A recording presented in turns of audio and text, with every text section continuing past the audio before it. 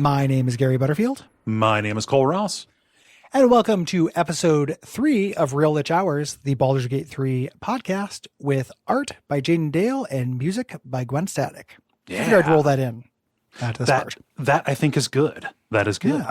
Yeah. In this episode, we're going to stumble across some druids that have terrible haircuts and decide whether or not to help them against a goblin problem in the region. Yeah, they got a gob prob. Yeah. Happens to all of us.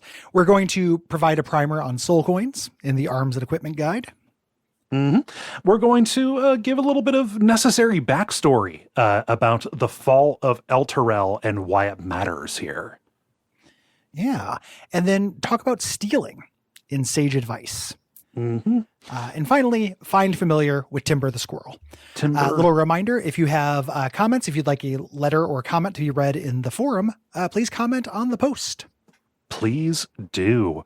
And let's jump right into this. We're still in the wilds.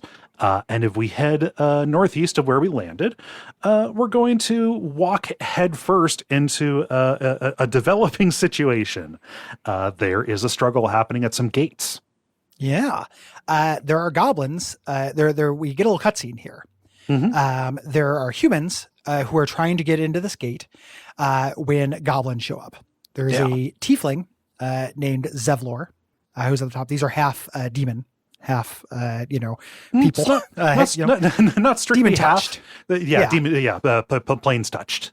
People from the hells. Half demon, half fiend, half person would be a cambion. This is a little bit further back. Yeah.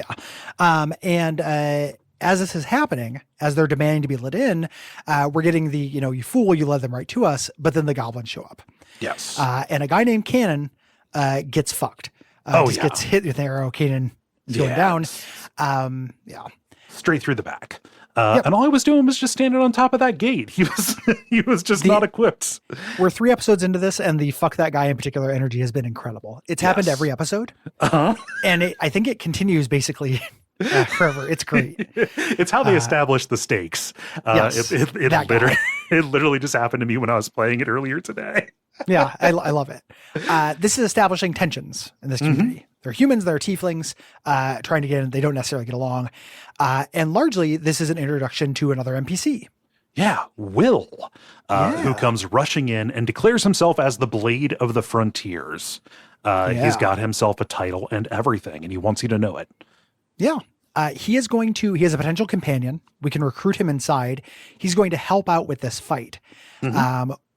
I used him in my first playthrough. We'll eventually do character highlight stuff where we can talk about characters' storylines and such. This playthrough I did not. He's a warlock, which is a cool sounding character class.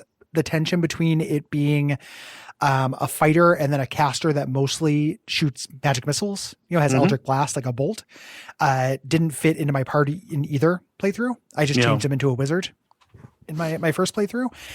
He is kind of like a dashing, swashbuckling kind of guy. He has one eye. He is a hero, and he's going to help out because this is our biggest fight so far. Right.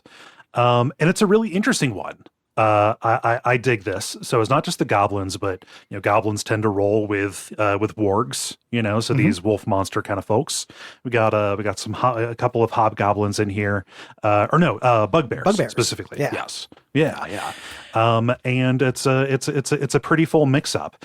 And to remind us that we have tactics here, the goblin leader is kind of shouting commands to them, reminding them of what role they should take. And this is valuable information, especially if you are, maybe a little bit more, not as used to treating things like turn-based tactics, right? Yeah, or treating enemy types as potentially having different roles. Yes. The goblin leader shouts out,